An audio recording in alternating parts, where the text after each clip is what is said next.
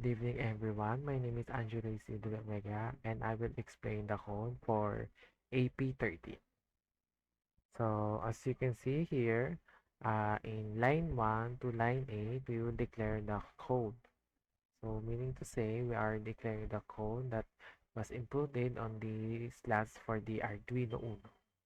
So, here in button pin, which is in slot 2, in relay pin, which is in slot 3, the red LED pin, which is in slot 4, and relay state, meaning initial relay state is off. And then the button state, which is the current button state, and the last button state is the last button. Then it will long last bounce time, which is 0, and then it will delay on 50. So meaning the bounce time in milliseconds. So here, after we declare, we will now proceed to the process of their declarations.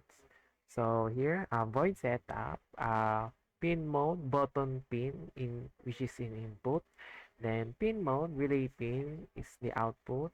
And then pin mode in which is the red LED pin is the output. And then digital write is relay pin and relay state, meaning to say we will set the initial state of relay it for off, and then the red LED pin, it will be high, meaning to say turn on red LED initially. Then here are the process codes. So for void loop, in reading or digit is equals to digital read button pin, it will read the button state. Then check for button state change and record time. So if reading exclamation mark is equals to last button state, last the bounce time is in milliseconds. So here, wait for the bounce delay and evaluate the button state. So if milliseconds is minus the last the bounce time and greater than the bounce delay, if reading is exclamation point is equals to button state, then button state is equals to reading. Then if button is pressed high, it will toggle the relay state. Button state is equals to 2 equals is high.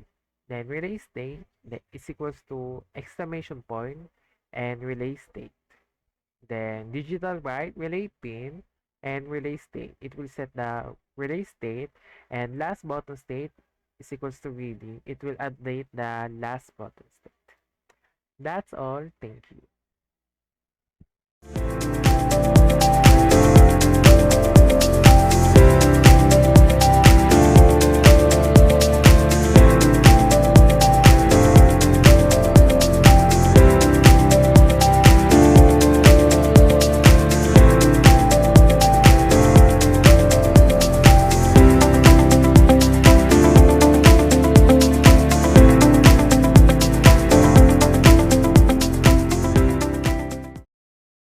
Good evening, everyone. My name is Angelo Isidro Vega, and I will explain to you the code for AP12, which is the challenge.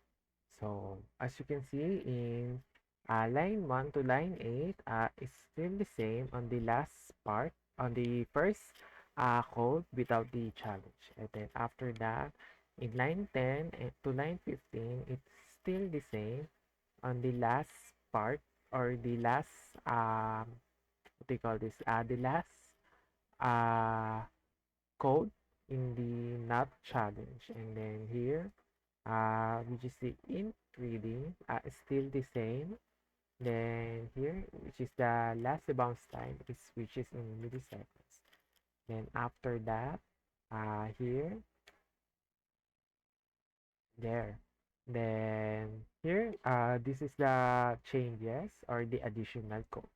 Then if reading is equals to last button state, last the bounce time is in milliseconds. Then wait for the bounce delay and evaluate button state.